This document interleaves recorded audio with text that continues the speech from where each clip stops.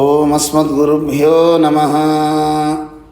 కాశ్యపాన్వయ సంజాతం నారాయణపదాశ్రితం శ్రీమన్నారాయణం వందే యతీశ్వరశ్రియాజుషం.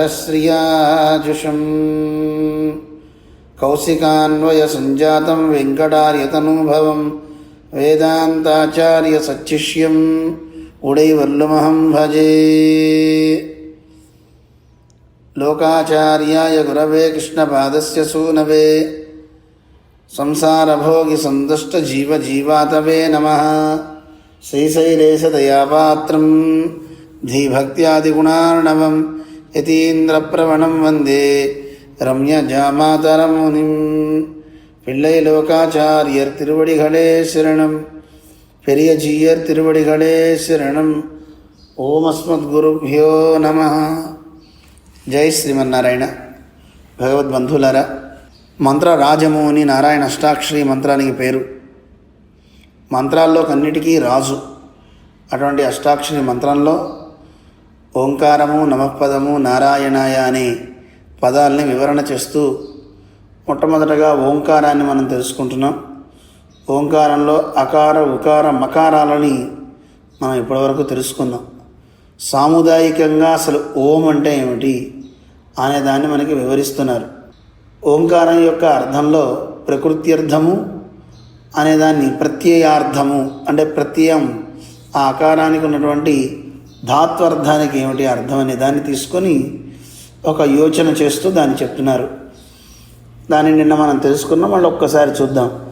అకారం చేత మకారం చేత ఏం తెలుస్తుంది, ఉకారం చేత ఏం తెలుస్తుంది, చతుర్థి పదం చేత ఏం తెలుస్తుంది అనేది వివరిస్తున్నారు.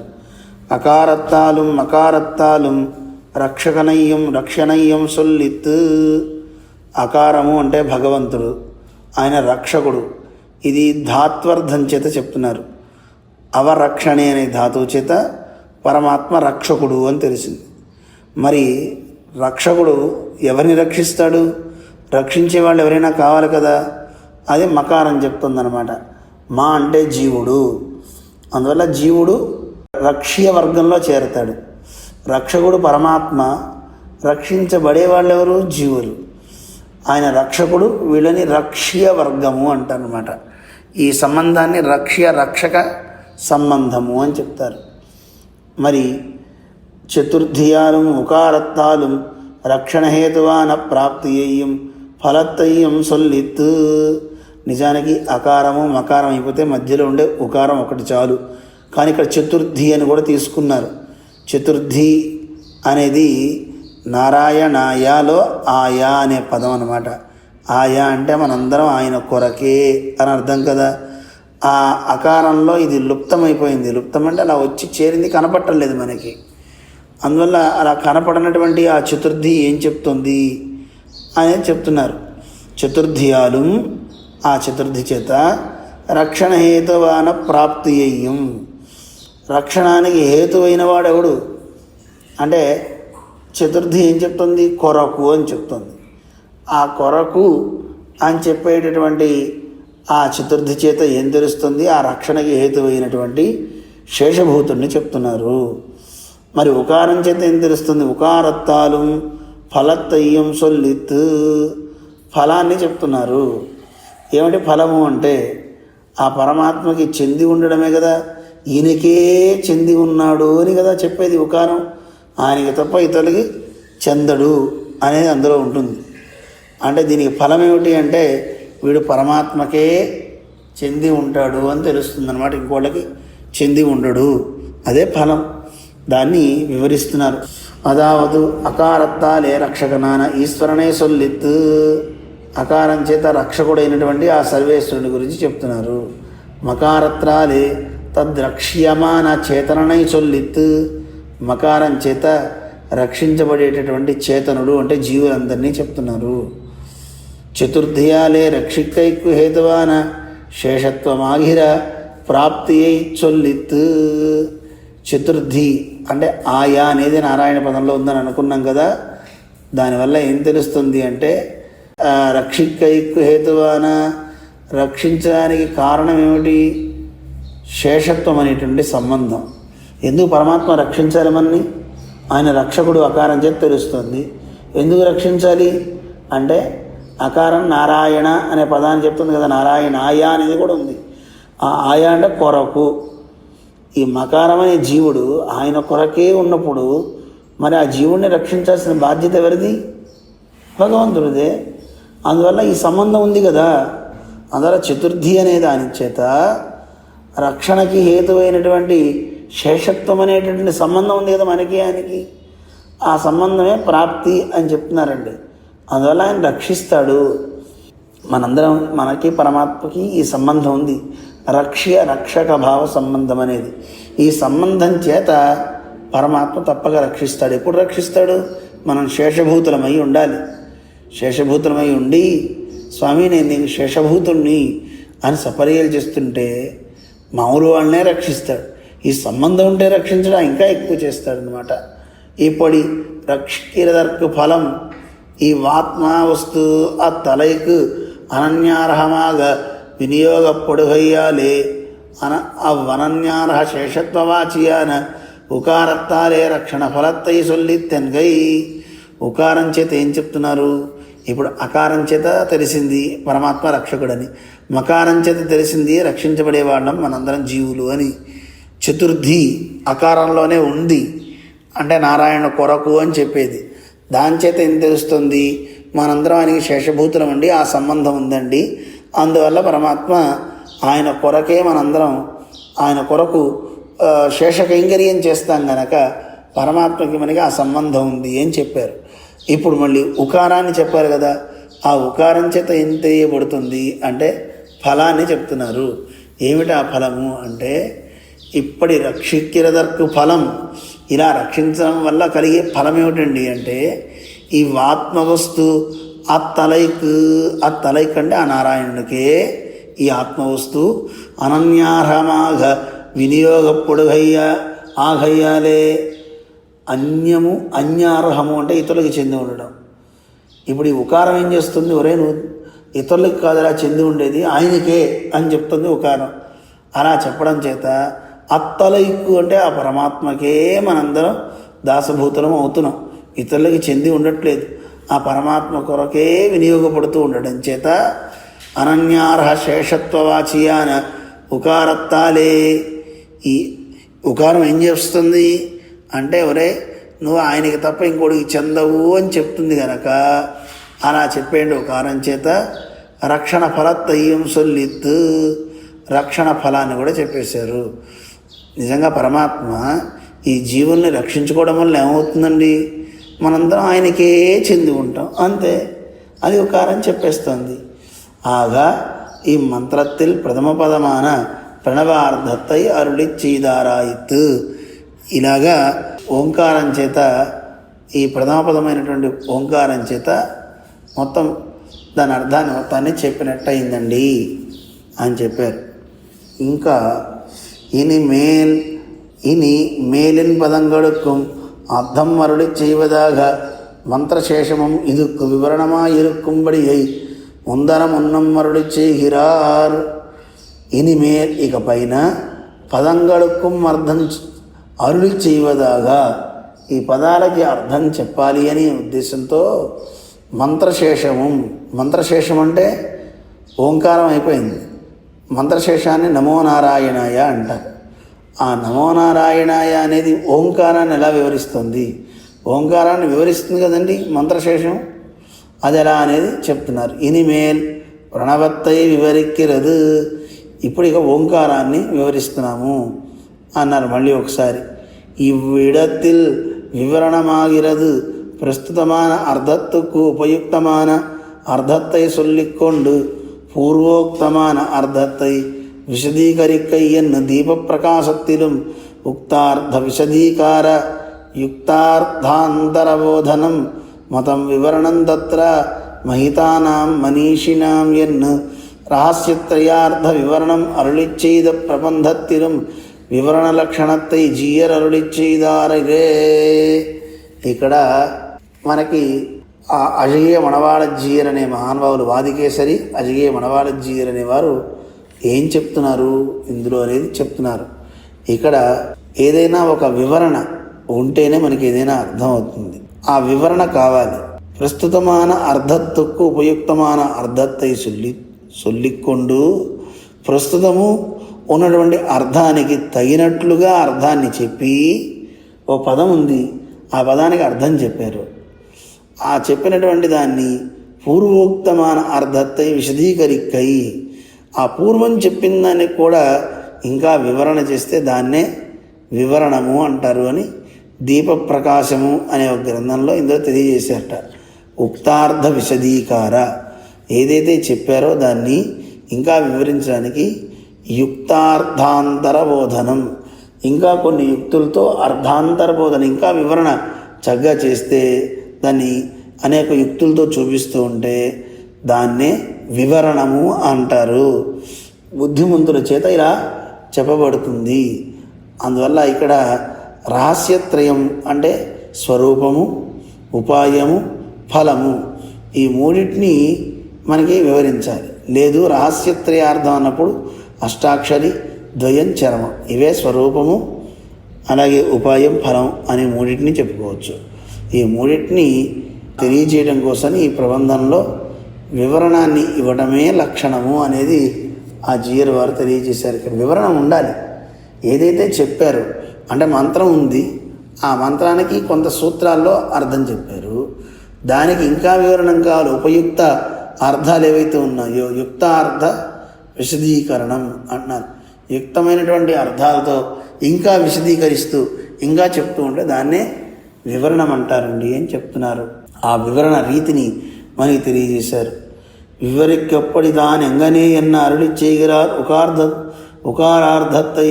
ఉకారత్తై ఎన్న తొడంగి, ఇలా వివరించే రీతి ఎలా ఉంది అనేది తెలియచేస్తూ, ఉకారత్తై వివరిక్కిరదు నమస్సు, అకారత్తై వివరిక్కిరదు నారాయణ పదం, మకారత్తై వివరిక్కిరదు చతుర్థి నారపదం ఎన్నం సొల్లువరుగల్.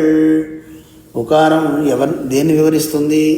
ఇప్పుడు ఓంకారంలో ఉన్న ఆ, ఊ, మా అనే 3 పదాలను వివరించాలి.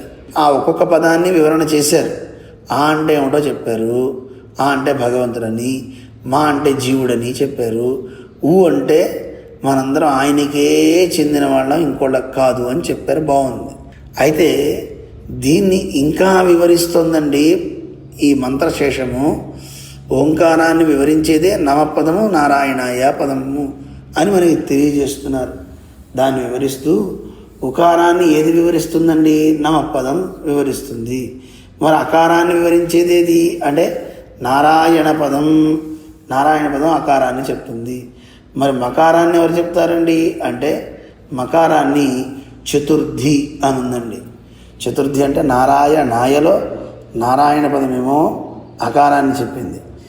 ఆయా అనే పదం అంటే ఆయన కొరకు అనేది మకారం చెప్తుంది. అలాగే నార పదం అని నారాయణలో నారా అంటే కూడా జీవులు అని అర్థం అండి. ఆ నార పదం కూడా వివరిస్తుంది అన్నారు. ఒకసారి మళ్ళీ జాగ్రత్తగా గుర్తుపెట్టుకోండి. ఓంకారంలో ఆ, ఉ, మా అని 3 అక్షరాలు ఉంటే దీన్ని ఒక్కొక్క అర్థాన్ని మనం తెలుసుకుందాం. ఆ అంటే, ఊ అంటే, మా అంటే తెలుసుకుందాం. ఇప్పుడు దీన్ని పక్కన పెట్టి ఓంకారం తర్వాత ఉన్నది ఏమిటి? మంత్రశేషం అంటారు. మంత్రశేషం అంటే నమో నారాయణాయ, నమో నారాయణ ఆయ. ఇప్పుడు దీన్ని విడదీస్తే మన 3 పదాలు అయినాయి.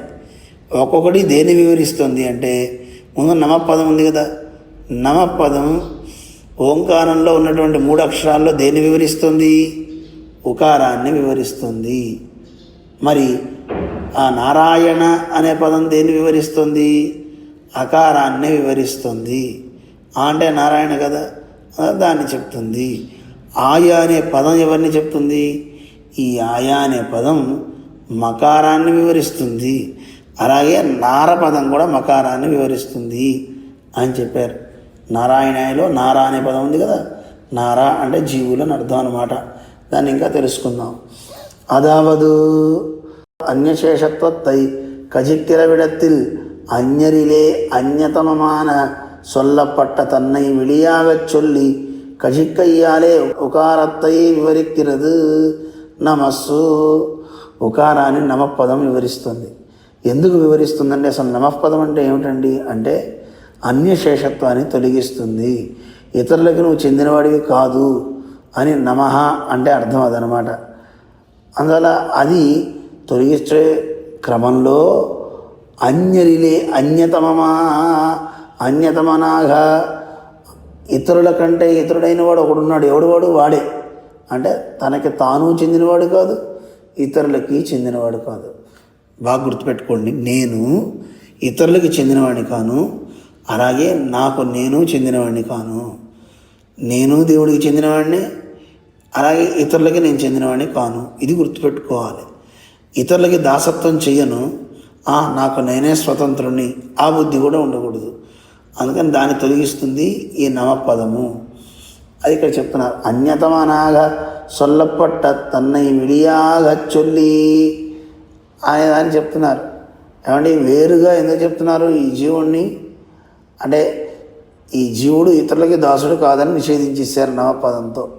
బాగుంది. ఇతరుల్లో ఒకడుగా ఉన్నవాడెవడు అంటే తాను కూడా, అంటే నేను కూడా ఇతరుల్లో ఒకడినే. భగవంతుడి కంటే ఇతరులు అంటే ఎవరు వస్తారండి? నా ఎదుటివాడే కాదు, నేను కూడా వస్తా కదా. అలాగే మీరు కూడా వస్తారు కదా మీరు చెప్పుకునేటప్పుడు. అందువల్ల ఇతరులు అన్నప్పుడు, పరమాత్మ కంటే ఇతరులు అన్నప్పుడు ఎదుటి వారందరూ అని చూడడం కాదు, మిమ్మల్ని మీరు కూడా చూసుకోండి. అందువల్ల ఇక్కడ తనని తాను కూడా చెప్తున్నారు. ఈ నవపదం ఏం చేస్తుంది? ఇతరులకి దాసుడు కాదని నిషేధించడంతో పాటు వీడికి కూడా చెందినవాడు కాడు అని నవపదం చెప్తుంది. జాగ్రత్తగా అర్థం చేసుకుంటే అర్థమవుతుంది. ఎక్కడో దృష్టి పెడితే మాత్రం అర్థం కాదు. మళ్ళీ ఒకసారి చెప్తున్నా చూడండి. పరమాత్మ కంటే ఇతరులు ఎవరు అంటే అందరం వస్తాం, మనందరం. అందువల్ల ఇప్పుడు మనం చెప్పుకునేటప్పుడు నేను పరమాత్మకే దాసుడిని తప్ప ఇతరులకి కాదు అన్నా. ఇతరులు అంటే నా ముందున్న 100 మంది. మరి పరమాత్మ కంటే ఇతరులు వాళ్ళేనా? నేను కూడా అవుతా కదా. అందువల్ల నేను నాకు చెందినవాడిని కాను, ఇతరులకి చెందినవాడిని కాను. ఎవరికి చెందినవాడిని? పరమాత్మకి చెందినవాడిని. ఇతరులకి ఒకవేళ చెందాను అంటే నా పదం ఖండిస్తుంది, కాదురా అబ్బాయి అంటుంది. ఒకవేళ నాకు నేను చెందినవాడిని అనుకున్నా నా పదం ఖండిస్తుంది. అది గుర్తుపెట్టుకోండి. అందువల్ల ఉకారం యొక్క అర్థం ఏమిటి అంటే అనన్యార్హత్వాన్ని చెప్తుంది. అంటే అర్హము అంటే తగి ఉండడం. మళ్ళీ చెప్తున్న జాగ్రత్తగా వినండి. అర్హము అంటే తగి ఉండటం, అన్యార్హము అంటే ఇతరులకి తగి ఉండడము, అనన్యార్హము అంటే ఇతరులకు ఎవరికి చెందడు వీడు ఆయనకి తప్ప, పరమాత్మకే తప్ప ఇతరుల ఎవరికి వీడు చెందడు అని చెప్పేది అనన్యార్హత్వము అంటారు. దీన్ని చెప్పేది ఉకారము. అనన్యార్హత్వాన్ని ప్రతిపాదిస్తుందన్నమాట. ఇతరులకు నువ్వు చెందవు అని. దాన్ని ఇంకా బాగా వివరిస్తుంది నవపదము అన్నారు. ఇక అకారం గురించి చెప్తున్నారు. ఏం చేస్తుందండి? రక్షకనాన ఈశ్వరనుடைய ஸ்வரூபத்தையும் ரக்ஷ்யபூத சேதனாச்சேதனங்களையும் ரக்ஷணோபயோகிகளான குணாதிகளையும் ரக்ஷண பிரகாரத்தையும் விசதமாக சொல்லுகையாலே అకారத்தை వివరిక్கிறது నారాయణ పదం. మరి అకారాన్ని వివరించేదేదండి?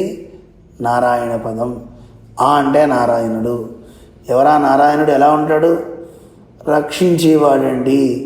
రక్షకనాన ఈశ్వరునుడయా, రక్షించేటటువంటి ఆ పరమాత్మ యొక్క నారాయణ పదం ఏం చెప్తుంది? స్వరూపత్తయ్యం, ఆయన స్వరూపాన్ని చెప్తుంది. ఏమిటి స్వరూపం అంటే? సర్వాత్మత్వం అంటారు. ఆ పరమాత్మ అంతటా వ్యాపించి ఉంటాడు. అంతటా వ్యాపించడం అంటే అండి ఆకాశం కూడా అంతటా వ్యాపిస్తుంది కదా.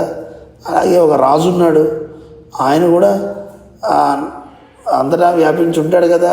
అంటే దాన్ని చూపిస్తున్నారు. నాయన ఒక రాజు పరిమితంగా వ్యాపించి ఉంటాడు, ఆకాశం అంతటా వ్యాపించి ఉంది అంటే అర్థం ఏంటి? అంతటా వ్యాపించి ఉన్న ఆకాశం దేన్ని అది నియమించలేదు. నియమించగలదా? కానీ రాజు నియమిస్తాడు. ఎక్కడున్నవాడినైనా రాజు నియమించగలడు. ఇప్పుడు రాష్ట్రపతి ఉన్నాడు, మన దేశంలో ఉన్నవాడందరినీ నియమించగలడు, నువ్వు ఇలా ఉండాలి ఇలా ఉండాలని. కానీ ఆయనకి వ్యాప్తి లేదు. అంతటా లోపల బయట ఉండలేడు ఆయన. కానీ అంతటా ఉంటుంది ఆకాశం, కానీ అది నియమించలేదు. దానికి ఈశ్రుతత్వం లేదు, ఈశత్వం లేదంటారు. కానీ పరమాత్మలా కాదండి, లోపల బయట అంతటా ఉంటాడు. ఆయన స్వరూపం అంటే అదనమాట. అంతర్బహిశ్చ తత్సర్వం వ్యాప్య నారాయణ స్థిత. లోపల బయట అంతటా ఉంటాడు. మరి ఆకాశం కూడా ఉంటుందన్నాం కదండి, ఉంటుంది ఆకాశం. ఆకాశం అంటే స్పేస్ అండి, ఖాళీ. ఆకాశం అంతటా వ్యాపించి ఉంటుంది, కానీ అందరినీ నియమించలేదు. మరి ఈయన నియమిస్తాడా? అంతఃప్రవిష్ట శాస్తా జనానాగుం సర్వాత్మా అని వేదం చెప్తుంది. అంతఃప్రవిష్ట జనానాగుం అంతఃప్రవిష్ట, అందరి లోపలికి ప్రవేశించి ఆయన ఏం చేస్తాడు? శాసిస్తాడన్నమాట పరమాత్మ. అందువల్ల పరమాత్మ అంతటా వ్యాపించి ఉండడమే కాకుండా అందరినీ నియమించే సామర్థ్యం ఉంది. మరి రాజుకు అందరినీ నియమించే సామర్థ్యం ఉంది, కానీ అంతటా వ్యాపించి ఉండలేడు. అందుకే పరమాత్మ స్వరూపం ఇదనమాట. ఈ స్వరూపాన్ని మనకి చెప్తున్నారు, సామాన్యం కాదండి పరమాత్మ స్వరూపం అంటే. ఆ తర్వాత ఏం చెప్తున్నారు? రక్ష్యభూత చేతనాచేతనంగళయం. ఈ రక్షించబడేటి చేతన అచేతనాలు, ఈ రెండింటినీ రక్షణోపయోగిగడాన అంటే రక్షించాలి. వీళ్ళందరినీ రక్షించాలంటే ఏం కావాలండి? ఆయనలో అనేక కళ్యాణ గుణాలు కావాలి. అంటే కళ్యాణ గుణాలు కలిగిన వాడు ఆ స్వామి అనే గుణాధిగళయం. ఆ గుణాలన్నింటినీ చెప్తును. రక్షణ ప్రకారత్తయ్యం విశదమాగా సొల్లుభయ్యాలే, దాన్ని రక్షించేయండి. రక్షణ ప్రకారాన్ని కూడా చెప్తున్నారు. అయితే ఇక్కడ గుణాదిగళయం అన్నారు. గుణాలు ఆది అంటం వల్ల ఆది శబ్దం చేత ఏం తెలుస్తుంది అంటే ఆ సర్వేశ్వరుడు పరిపూర్ణమైనటువంటి దివ్య మంగళ విగ్రహాన్ని కలిగినవాడు. ఎందుకు అలా చెప్పారండి గుణాదిగళయం అని అంటే? గుణాలు కేవలం ఆశ్రయం లేకుండా ఉండవు. గుణాలు ఎవరో ఒకరిని ఆశ్రయించి ఉంటాయి. ఇప్పుడు వాత్సల్యము, స్వామిత్వము, ఈ గుణాలు, సౌలభ్యము అనే గుణాలు ఉత్తగా ఉంటాయా? ఎక్కడో చోట ఆశ్రయించి ఉండాలి ఒక వ్యక్తిని. అలా ఈ వ్యక్తిని ఆశ్రయించి ఉన్నాయి. ఆయన ఎవరు? ఒక ఆకార విశేషం కలిగిన వాడు. మామూలు ఆకారం కాదండి, దివ్య మంగళ విగ్రహం కలిగిన వాడు ఆ స్వామి అని మనకి వివరణ చేస్తున్నారన్నమాట. అందువల్ల మనకి తెలుస్తుంది గుణాధిగళయం రక్షణ ప్రకారత్తయ్యం విశదమాగా సొల్లుగయ్యాలే అకారత్తై వివరిక్கிறது నారాయణ పదం. అకారాన్ని వివరిస్తుంది నారాయణ పదం. చూసారా? ఆ అంటే రక్షకుడు అని చెప్పాం. ఆయన రక్షకుడు ఎలా అవుతాడో ఆయన స్వరూపాన్ని, ఆయన గుణాన్ని చక్కగా వివరించి చెప్తుంది నారాయణ పదం అని చెప్పారు. ఇక ఉకారాన్ని చెప్తున్నారు. నాకించిత్ కుర్వత శేషత్వం అకించిత్కరస్య శేషత్వ అనుపపత్తి అని ఏర్పడియే కించిత్కారమిల్లాద పోదు శేషత్వ సిద్ధి ఇల్లామయ్యాలే. శేషత్వం అనేది పోతుంది ఎప్పుడు? నేను శేషభూతుణ్ణి అని ఒక్కటి చేయలేదనుకోండి. నా అకించిత్ కుర్వత్వ శేషత్వం. ఇప్పుడు నేను శేషభూతునండి, దాసుడిని అంటాడు, ఒక్కరోజు కూడా ఏ పని చేయడు, వాడు శేషభూతుడు అవుతాడా? అవడు. అందువల్ల ఏదో ఒకటి చేయాలి. అకించిత్కరస్య అంటే ఏ సేవ చేయని వాడికి శేషత్వం అనేది ఎలా సిద్ధిస్తుంది? అయ్యా మీ శేషభూతున్నయ్యా అన్నట్టు ఒక ఆయన పాపం గురువుగారు చచ్చి చెడి అన్నీ మోసుకుని వస్తున్నారు. చేతిలో అంత పెద్ద బరువు ఉంటే కనీసం పట్టుకోవట్లేదు. పట్టుకోకపోతే వాడి శేషత్వం ఎక్కడ సిద్ధించింది? పైగా నా భారం కూడా మీదేనయ్యా అన్నట్టు.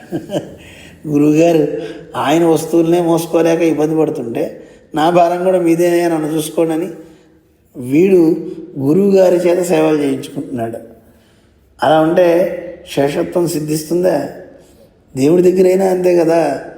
శేషత్వం అంటే ఆయనకి ఆనందపడే పనులు చేయాలి, పరమాత్మ యొక్క ముఖ వికాసానికి తోడ్పడాలి మనందరం అని మనకి చెప్తున్నారు.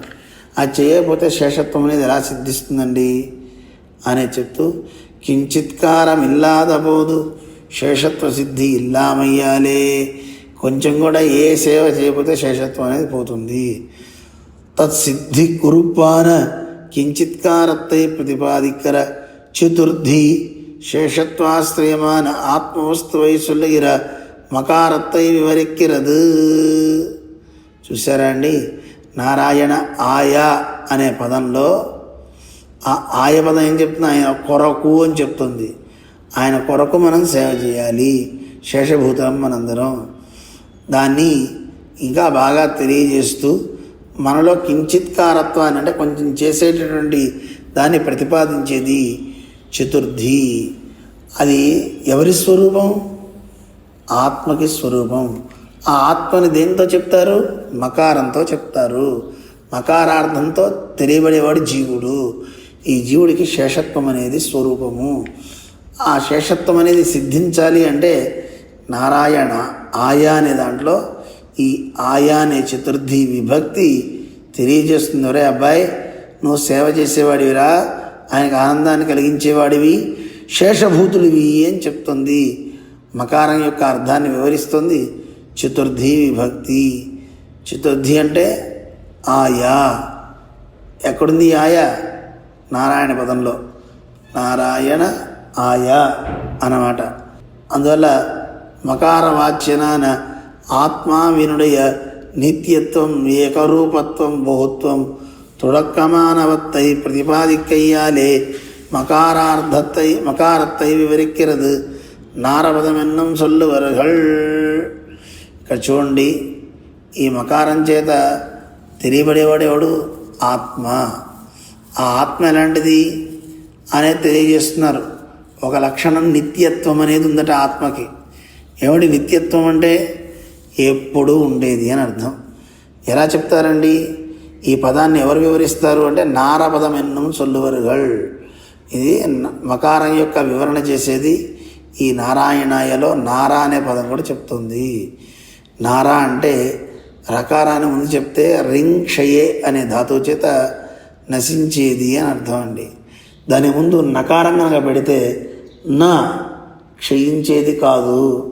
అందుకే శరీరాలు పోతాయి కానీ ఆత్మకి చావు లేదు. నజాయతే మ్రియతేవా కదాచిత్ అంటాడు కదా కృష్ణుడు. దీనికి పుట్టుక లేదు, చావు లేదు ఆత్మకి.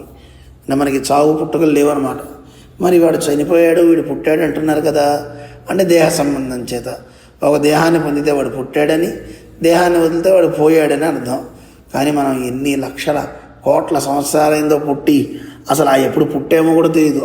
ఆత్మ పరమాత్మతో పాటే సమానం.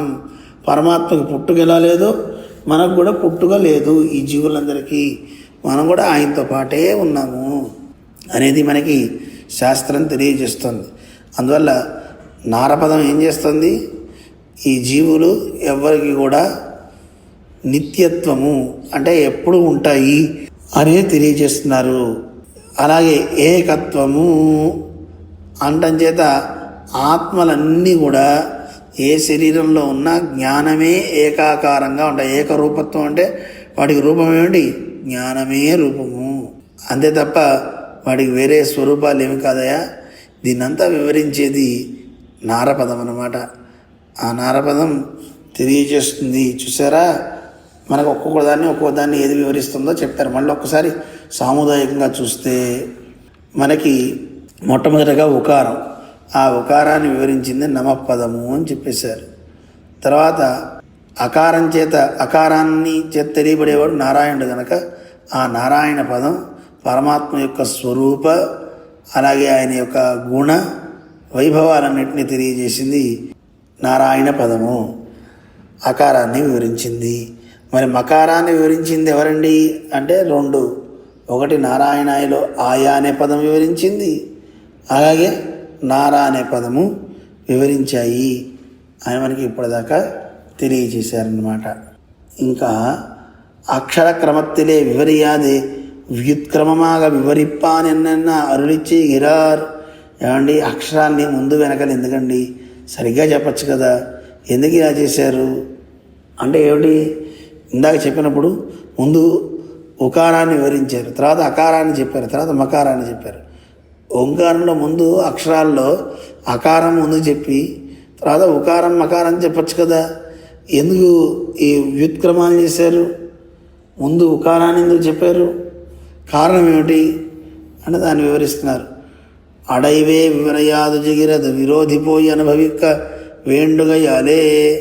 వరుసగా వివరించబోవడానికి గల హేతు ఒకటి ఉంది, కారణం ఏమిటి, ఎందుకలా చేశారు అంటే విరోధి పోయి అనుభవిక్క వేండుగయ్యాలే, ముందు విరోధుల్ని పోగొట్టి అనుభవించాలి అనేటటువంటి క్రమంతో అలా చేశామండి ఏం చెప్పారు, దాని వివరణ చూద్దాం. అదావదు అక్షరక్రమத்திலே వివరயாது ஜிகிறது அகார விவரணமான நாராயண பதத்திலே பகவத் அனுபவத்துக்கு விரோதியான அகங்கார மமகாரங்கள் நமஸ்தாலே கజియుండు పోయి పిన్నై అనుభవిక్క వేండుగయ్యాలే ఎన్గై.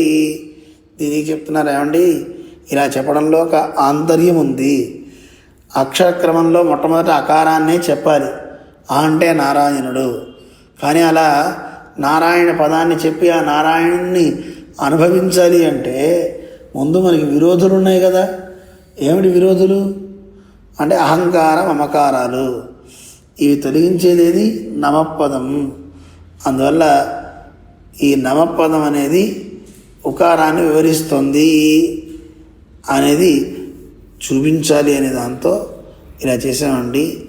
నమస్సాలే ఈ నమపదం చేతే దాన్ని తొలగించి ఆ పైన పెన్నై అనుభవిక్క వేండుగయ్యాలే, ఆ తర్వాత దీన్ని అనుభవించవచ్చు కదా. దీనికి అందమైనటువంటి ఒక న్యాయం చెప్తారు.